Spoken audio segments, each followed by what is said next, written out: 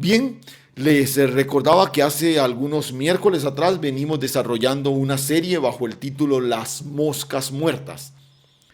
Y la idea, para los que recién llegan, ya usted si ha estado en algunas de las charlas anteriores, entiende el propósito de esta temática, pero la idea es, siguiendo la línea del autor de Eclesiastés, identificando o alertas. Él dice: las moscas muertas hacen heder y dan mal olor al perfume del perfumista, así una pequeña locura al que es estimado como sabio y honorable. El objetivo es tratar de estar alertas a aquellas cosas que de alguna manera aquellas pequeñas locuras que nublan la sabiduría que Dios ha puesto en nosotros. Y lastimosamente somos medidos, recordados por esas locuras, por esas moscas muertas. Y como hemos visto en algunos casos anteriores, muchos de esos descuidos terminan acarreando serias dificultades, serios problemas.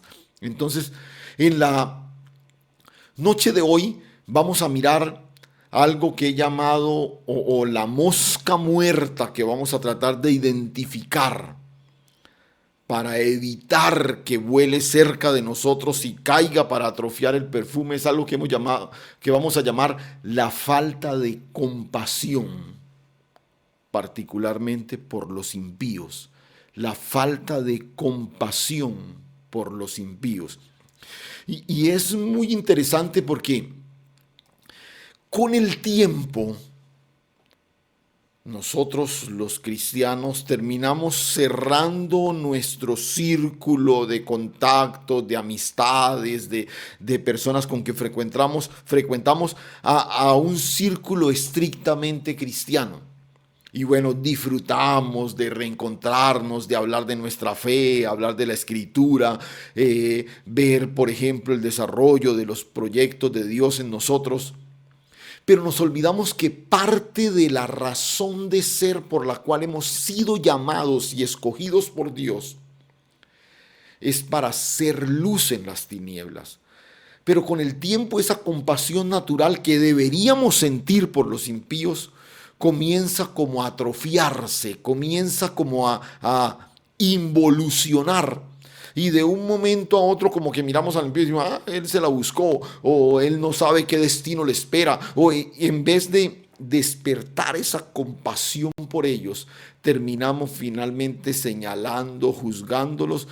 Y a veces, aunque no lo declaramos verbalmente, en el fondo de nuestro corazón quisiéramos que ojalá todo el juicio de Dios cayera sobre ellos. Pero quiero que observemos en la noche de hoy una historia bastante conocida en la Escritura, y vamos a tratar de recorrerla rápidamente en unos breves minutos. La historia de un hombre que Dios llama, lo libra milagrosamente de la muerte, lo invita a desafiar a toda una ciudad para que responda en arrepentimiento. Y uno de esos hombres que conoce profundamente al Señor, pero infortunadamente su vida es recordada precisamente por esto que vamos a mirar en la noche de hoy: su falta de compasión por los impíos. Y yo creo que usted ya sabe de quién estamos hablando. Estamos hablando indiscutiblemente de Jonás, ¿sí? Este es un profeta que es escogido por Dios para ir a la capital de la maldad en ese tiempo, Nínive, una ciudad completamente plagada de maldad. Y Dios le dice: ve y anuncia para ellos el juicio de Dios.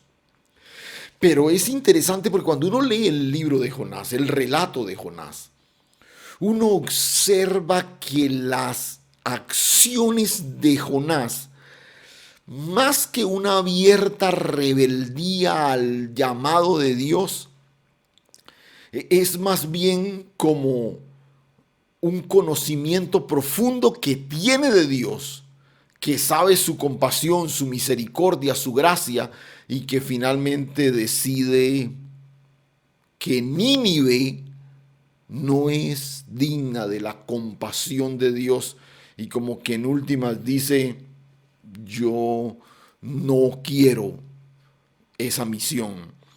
La historia de su vida está asociada a esa mosca muerta que dañó el perfume, o mejor, el aroma de su perfume. Y vuelvo y repito, a pesar de todas las virtudes de Jonás, un hombre llamado por Dios, librado de la muerte, que con su mensaje propició el arrepentimiento de toda una ciudad. Y ojo, voy a insistir durante toda la exposición en esto: un hombre que conocía profundamente a Dios. A pesar de todo eso, Jonás es conocido como el hombre que renegó y que hubiese preferido que el fuego de Dios cayera sobre Nínive antes que respondiera en arrepentimiento. Entonces, para mirar, para identificar esta mosca muerta, que otra vez el objetivo es tratar de mantenerlas lejos de nuestro aroma, del perfume a Cristo que debe haber en nosotros. Vamos a mirar algunas cosas para ir recorriendo el pasaje y sobre todo la vida de nuestro personaje. ¿Listos? Entonces, la primera cosa sobre la cual quiero llamar la atención es lo que vamos a llamar: Dios nos llama para cumplir su propósito, no para complacer nuestros deseos. Otra vez, Dios nos llama para cumplir su propósito, no para complacer nuestros deseos. Y es muy interesante porque Jonás es directamente llamado por Dios, ¿no? Allí en el capítulo 1, verso 1 dice: vino palabra de Jehová a Jonás, hijo de Amitai, diciendo: levántate y ve a Nínive, aquella ciudad, y pregona contra ella, porque ha subido su maldad delante de mí. Otra vez, si usted mira el texto con detenimiento, el asunto es claro, directo. El llamado no tiene rodeos, no tiene ningún tipo de interpretación rara. No, mira, Jonás, ve a Nínive y pregona el juicio de Dios contra ellos. Punto. ¿Sí? Ahora, ¿por qué Jonás no obedece algo tan claro, tan sencillo? Pero cuando Jonás escucha esto, él se encuentra frente a un dilema. Él dice: a ver, Nínive es la ciudad donde están habitantes extremadamente paganos. Yo voy a ir a pregonar el juicio de Dios. ¿Y qué tal se arrepientan? Y nota, y como yo conozco a Dios, yo sé que si se arrepienten, Dios los perdona. Entonces, Jonás decide que mejor dejemos así. Si Dios va a desatar su juicio contra ellos, pues que lo desate. Y más bien no les demos la oportunidad. Y de pronto les diga: uy, este tipo es terrible, ¿cómo va a hacer una cosa de esas? Pero es que cuando uno mira un poquito la historia de Nínive como la capital de todo ese imperio asirio que en ese momento estaba en todo su furor, ¿cierto? Eran personas crueles, despiadadas. La historia registra cosas como sepultar vivos a sus enemigos, desollarlos vivos, ensartarlos en postes afilados y dejarlos a pleno sol del día. Yo pienso que Jonás en últimas dice: si Nínive va a ser derribada, que la derriben. Ojalá sea rápido, ¿cierto? Y en últimas dice: si Dios me llama a pregonarles juicio, porque nota, es eso lo que le dice que haga, pues mejor no les digo nada. Porque si la maldad ya subió delante de Dios, pues que Dios responda y finalmente los juzgue en forma contundente. Y por eso toma una decisión. Se levantó Jonás para huir de la presencia de Jehová a Tarsis y descendió a Jope y halló una nave que partía para Tarsis y Pagando su pasaje, entró en ella para irse con ellos a Tarsis, lejos de la presencia de Dios. Y Jonás sencillamente decide tomar otro rumbo. Y otra vez, no vamos a generar un debate ético, pues, lo depravado de estos hombres de Nínive y todo lo demás. Pero, pero cierto que hay, que al igual que Jonás, hay personas que a veces uno no quisiera que no quisiera ni que tuvieran la oportunidad de arrepentirse, que todo el peso, no solo de la ley terrenal, sino que ojalá de la ley divina cayera sobre ellos. Y uno piensa en esos abusadores de niños, en esas personas que, eh, eh, que se ensañan con las mujeres, esos que se encargan de lo que llaman la trata de blancas, la esclavitud en pleno siglo XXI y tantas cosas que uno escucha las noticias y como que le hierve la sangre y uno quisiera que ojalá el juicio de Dios cayera sobre ellos. Pero, ¿por qué no pensar que la misericordia de Dios pudiera alcanzarlos? Y uno tiende como a señalar a Jonás, pero hay mucho de Jonás dentro de nosotros cuando estamos frente a casos como esos. Y por eso te decía hace un momento, cuando Dios nos llama a cumplir su propósito. Quizás mi deseo es que el fuego de Dios caiga sobre esa persona, pero Dios nos llama a ser la expresión de su misericordia, de su compasión. Y este era el llamado de Dios para Jonás. Dios no habla, Dios no nos llama a ver qué pensamos. Dios no nos habla para preguntarnos qué nos parece. Dios nos habla para que obedezcamos. Punto. Así no responda a tus deseos. El anhelo de Dios es que cuando nos habla, nosotros podamos obedecer inmediatamente. Un segundo aspecto en la historia que quiero que miremos: darle la espalda al llamado no altera el propósito, pero puede acarrear maldición. Darle la espalda al llamado no altera el propósito, pero puede acarrear maldición. Escúchame, Dios va a cumplir su propósito. Contigo o sin ti, con Jonás o sin Jonás, Dios lo va a hacer finalmente. Él va a manifestarle a los moradores de Nínive su intención de juicio. Pero Jonás decide huir y decide hacer algo que él en el fondo sabe que no puede hacer. Él no puede escapar de la presencia de Dios. Pero quizás en el fondo él está pensando, de pronto Dios se olvide de eso, ojalá llame a otro y no, yo no quiero ser el portador de esa misión. Y decide finalmente irse y se va camino a Tarsis, toma una embarcación y bueno, conocemos la historia, hemos cantado parte de ese relato. Pero Jehová hizo levantar un gran viento en el mar y hubo en el mar una tempestad tan grande que se pensó que se partía la nave y los marineros tuvieron miedo. Y cada uno clamaba a su Dios y echaron al mar los enseres que había en la nave para descargarla de ellos. Pero Jonás había bajado al interior de la nave y se había echado a dormir. Se había echado a dormir. Qué llamativo. Aquí hay un principio vital que no se nos puede olvidar. Tú y yo hemos sido llamados a ser bendición, porque somos bendecidos. El solo hecho de sustraernos a la asignación de hablarle a alguien, de expresar a alguien la compasión de Dios, estamos privando a esa persona de tener acceso a lo que Dios tiene para ella. Otra vez, sin que hagamos nada. El solo hecho de sustraernos es lo que algún sector de la teología llama los pecados de omisión, ¿no? No solo de acción, sino también los pecados de omisión. Aquí estamos frente a algo como eso. Cuando yo me desconozco el compromiso que tengo de expresar la compasión, la misericordia de Dios, estoy privando a alguien de tener acceso a la bendición de Dios.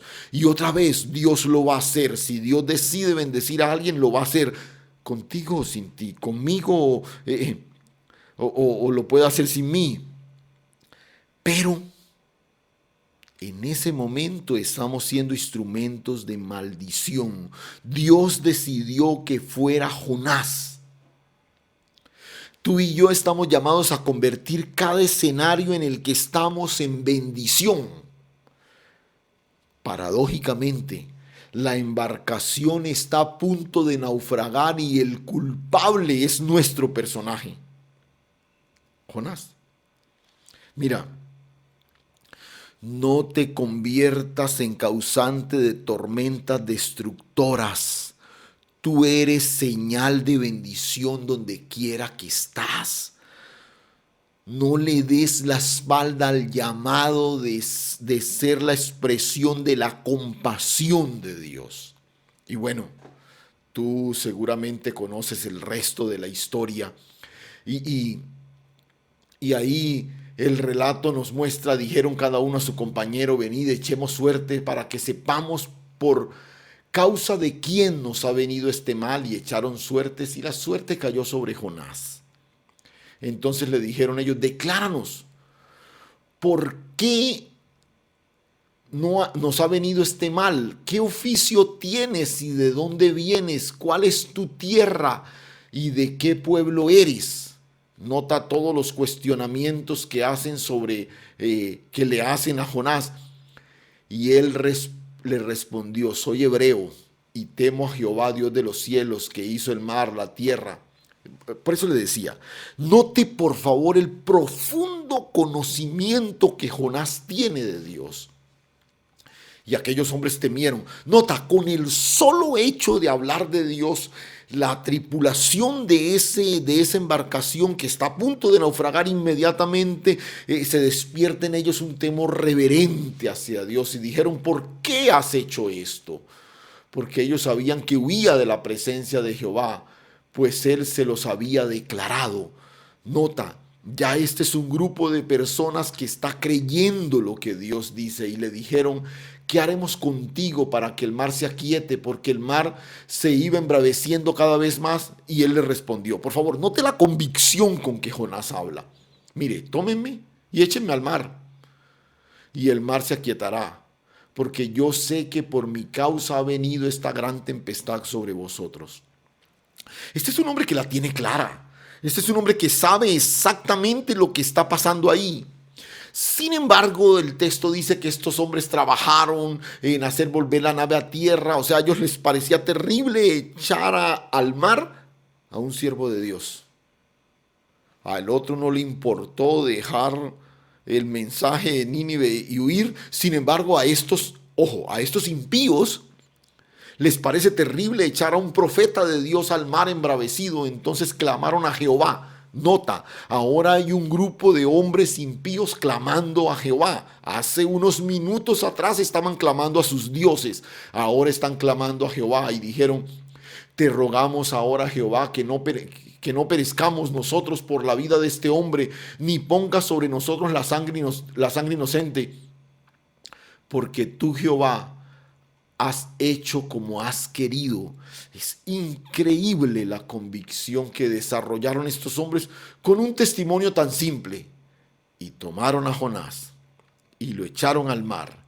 Y el mar se aquietó en su furor y temieron aquellos hombres a Jehová con gran temor. Y ofrecieron sacrificio a Jehová e hicieron voto. Hicieron voto.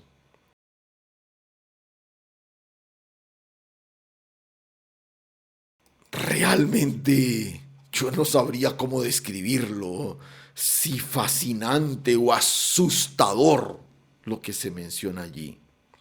El hombre que viene huyendo del llamado de Dios termina convirtiendo esa embarcación en un lugar de maldición y están a punto de naufragar.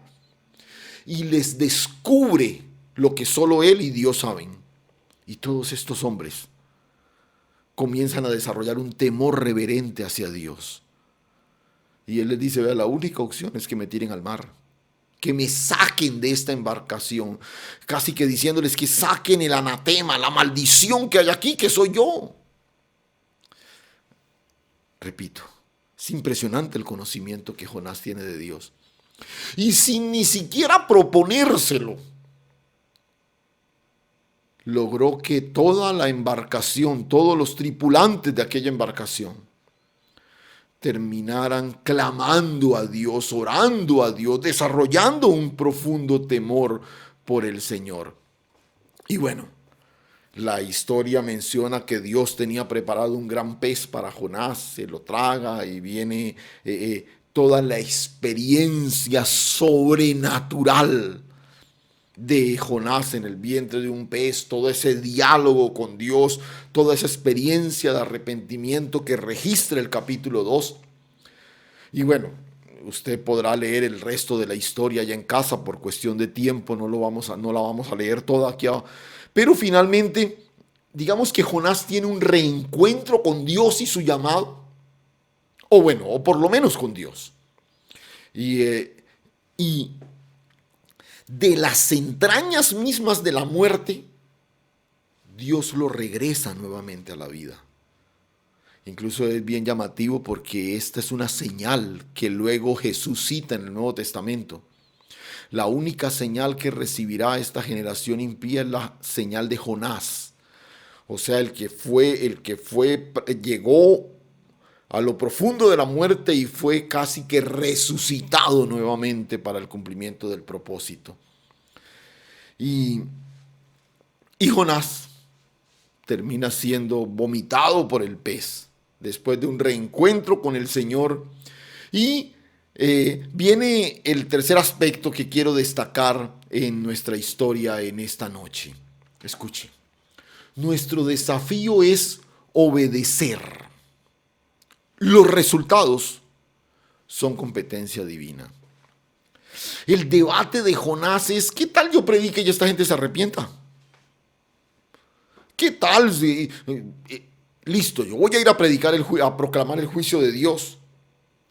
Pero ¿qué tal si alguno, por lo menos alguno se arrepienta? Tenaz. Yo quiero que el Señor lo fulmine a todos. Y Dios vuelve a llamar a Jonás. Dios vuelve a reiterar su llamado. Vino para capítulo 3, vino palabra de Jehová por segunda vez a Jonás diciendo, levántate y ve a Nínive, aquella gran ciudad, y proclama en ella el mensaje que yo te diré. Y se levantó Jonás y fue a Nínive conforme a la palabra de Jehová, y era Nínive ciudad grande en extremo de 3 días de camino. Y comenzó Jonás a entrar en la ciudad camino de un día y predicaba diciendo, de aquí a 40 días Nínive será destruida. No era un mensaje como con mucha gracia que digamos, pero bueno, ahí estaba el hombre obedeciendo, ¿cierto? Jonás llega, entra en la ciudad y comienza a proclamar lo que Dios le ha dicho. Y nota, porque aquí es donde lo que he estado enfatizando en forma reiterada. Voy a proclamar el juicio de Dios sobre Jonás, porque ese es el mensaje. Ni siquiera, por eso te digo, es un mensaje que no tiene muchos elementos de gracia ni nada de eso. Y lo que les voy a anunciar es que Dios va a enviar su juicio sobre ellos. ¿Sí? Pero Jonás dice, si alguno se arrepiente, yo conozco a Dios. Y si alguno se arrepiente, Dios lo perdona. Entonces Jonás va a regañadientas, comienza a caminar por la ciudad, comienza a proclamar el juicio de Dios sin ni siquiera hacer una invitación al arrepentimiento ni nada de eso, a una ciudad terriblemente pagana, a una ciudad terriblemente idólatra, pero una ciudad de habitantes completamente sanguinarios, malvados, perversos. Y mira, contra todo pronóstico, contra cualquier predicción, por muy optimista que pareciera, Nínive se arrepintió. Y bueno, usted conoce el relato, el mensaje llegó a oídos del rey, el rey se arrepintió, invitó a todo el pueblo al arrepentimiento, proclamó ayuno en toda la ciudad, incluyendo los animales y todo lo demás. Y finalmente algo revolucionario ocurrió en Nínive. Pero, pero mira, después de este mensaje así como seco de juicio de Jonás, nota, nota lo que dice el verso 10. Y vio Dios lo que hicieron. Esto que te acabé de describir, que se arrepintieron, que proclamaron ayuno, que incluso dijeron, ojalá el Señor tenga misericordia de nosotros. Y vio Dios lo que hicieron, que se convirtieron de su mal camino y se arrepintió del mal que había dicho que les haría. Y no lo hizo. Nínive se arrepintió. Y Dios también. Porque Él proclamó el juicio dentro de 40 días sobre la ciudad. Y de pronto tú que me estás escuchando estás diciendo, pero ¿cómo así? El pastor Ángel está diciendo que Dios se arrepintió. Dios no es hombre para que mienta, ni hijo de hombre para que se arrepienta. Pues te estoy leyendo literalmente el texto que dice que se arrepintió del mal que había dicho. Es cierto, Dios no es hombre para que mienta. Y no es hijo de hombre para que se arrepienta. Dios no es hombre para que se arrepienta. Su arrepentimiento no responde a un capricho humano. Él no se arrepiente en el sentido en que los hombres se arrepienten. Repito, su arrepentimiento no responde a un capricho humano, sino a un propósito divino. Y el propósito de Dios es que todos los hombres alcancen su gracia y su misericordia. Y se arrepintió el Señor. Y Jonás sabía que esto podía pasar. Y aquí quiero que entremos a la última afirmación de nuestra reflexión en esta noche. Escúchame. La compasión por el perdido es una de las marcas, de las improntas del carácter de Dios. La compasión por el perdido es una marca del carácter de Dios. Y es impresionante lo que sucede con Jonás. Saltemos al capítulo 4. Pero Jonás se alegró, festejó, celebró. No, no, no, no. O sea, pues yo pienso en mi condición de predicador. Si Dios me diera la oportunidad de ir a alguna ciudad y predicar, y como resultado de esa predicación todo el mundo se arrepiente, Dios mío, yo creo que yo me sentiría el hombre más feliz del mundo, más dichoso del mundo. Pero qué curioso, Jonás, escúcheme, se puso bravo. El texto dice que se enojó y oró a Jehová y dijo, ahora Jehová, ¿no es esto lo que yo decía estando aún en mi tierra? Fue por eso que me apresuré a huir a Tarsis, porque sabía que tú eres Dios clemente, clemente y piadoso, tardo en enojarte y grande en misericordia, y que te arrepientes del mal. Yo lo sabía, es que yo te conozco. Ahora pues, oh Jehová, te ruego que me quites la vida, porque mejor me es la muerte que la vida. Y Jehová le dijo, ¿haces tú bien en enojarte tanto? Venga, y les digo una cosa, Jonás está, como decimos nosotros popularmente, Jonás está piedro, pero su enojo es un enojo extremo, un enojo de a tal punto que dice, pero quítame la vida mejor. O sea, yo estoy tan, tan contrariado con lo que acabó de pasar, que yo prefiero que me quites la vida. ¿Cómo es? Y Dios le dice, venga, pero esto da para que te enojes tanto.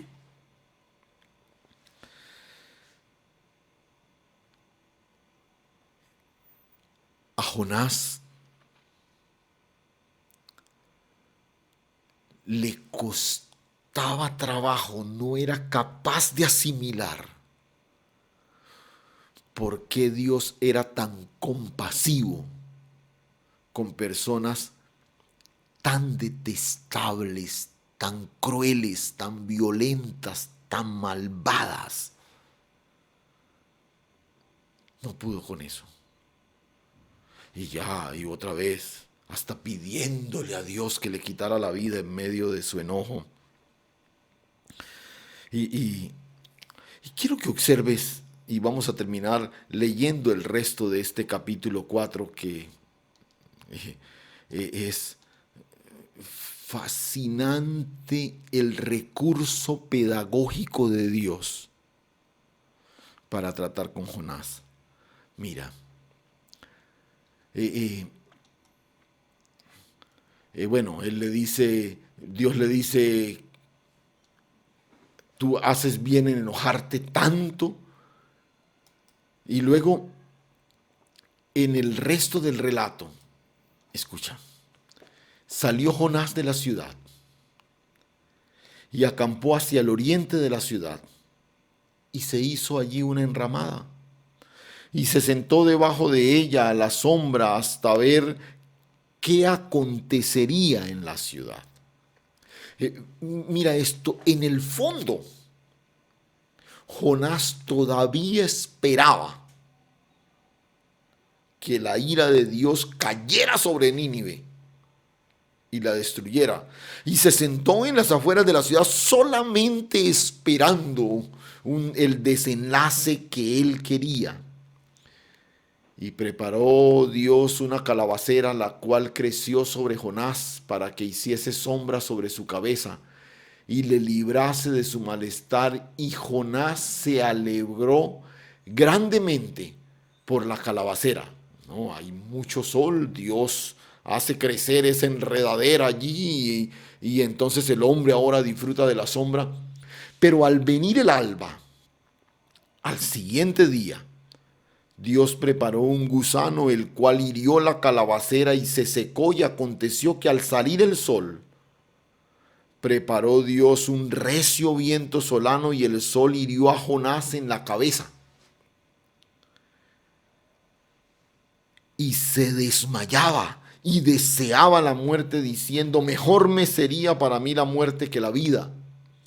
Entonces dijo Dios a Jonás, ¿tanto te enojas por la calabacera? Y él respondió, mucho me enojo hasta la muerte. Mucho me enojo hasta la muerte. Uno casi que puede percibir la rabia de Jonás en sus palabras.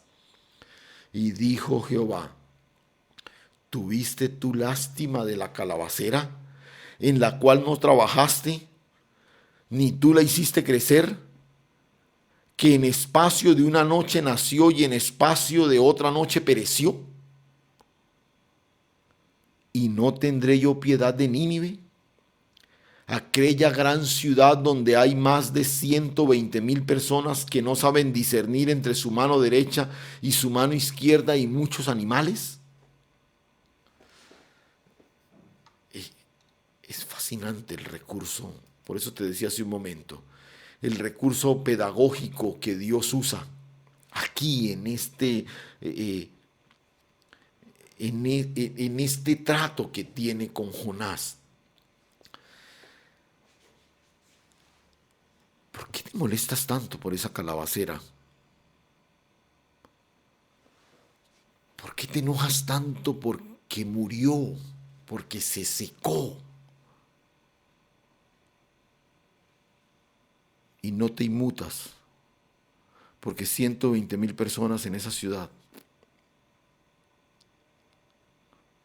que no saben distinguir entre el bien y el mal por razón de su naturaleza pecaminosa. ¿Por qué no te inmutas a algo de gracia y misericordia por esas personas? Y es interesante porque aquí termina el libro de Jonás.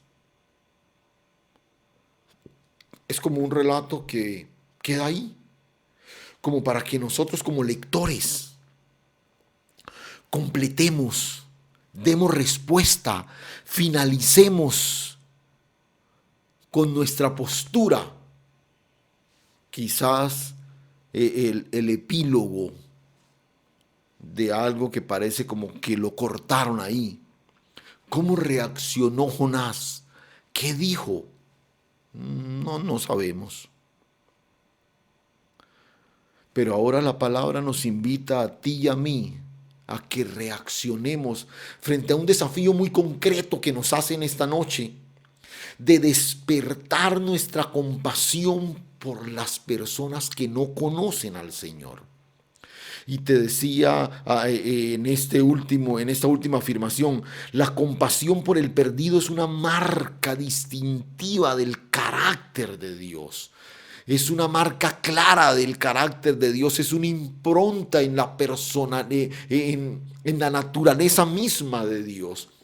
Él lo expresa desde el Antiguo Testamento: porque no quiero la muerte del que muere, dice Jehová, convertíos pues y viviréis. Y en el libro de Eclesiastés permanentemente dice: no quiero la muerte del impío, sino que proceda al arrepentimiento. No quiero nada de eso. Y luego en el Nuevo Testamento el apóstol Pedro nos vuelve a repetir el mismo mensaje. El Señor no retarda su promesa, según algunos la tienen por tardanza, sino que es paciente para con nosotros, no queriendo que ninguno perezca, sino que todos procedan al arrepentimiento. O sea, el anhelo de Dios es que ninguno perezca, sino que procedan al arrepentimiento. Entonces, en últimas, el gran desafío para nosotros es poder identificarnos con la naturaleza de Dios y ser una expresión viva de su carácter a través de la compasión por aquel que no le conoce.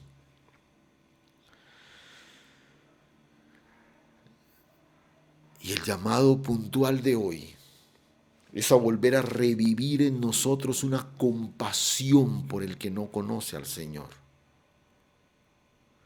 Y este texto nos habla de un gran profeta que conoce profundamente a Dios. Un gran profeta que fue llamado directamente de Dios, que fue librado de las fauces de la muerte. Pero ¿de qué sirve un profeta con todo ese palmarés si no puede manifestar una de las marcas más claras de la naturaleza de Dios, su compasión y su misericordia? Hay muchas cosas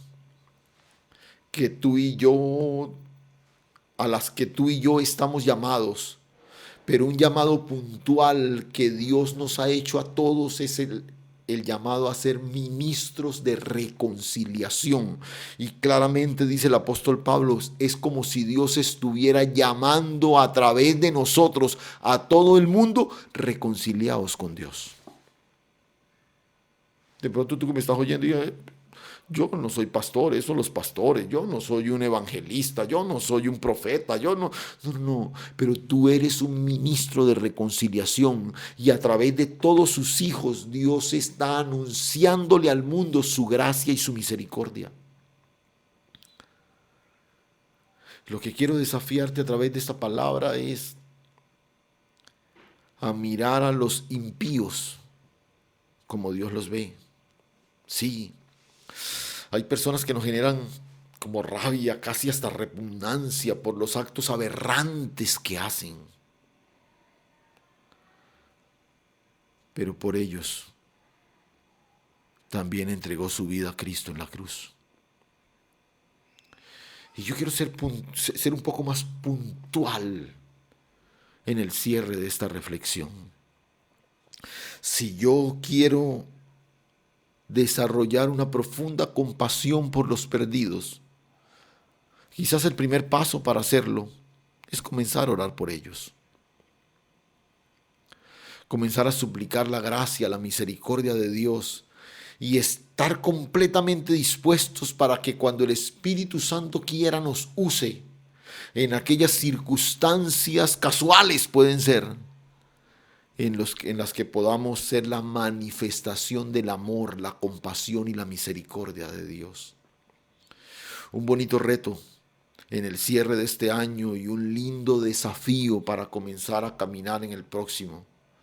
Que el aroma del perfume a Cristo que hay en nosotros traiga un nuevo matiz, la compasión y la misericordia de Dios que muchos necesitan, a los que muchos deben ser expuestos.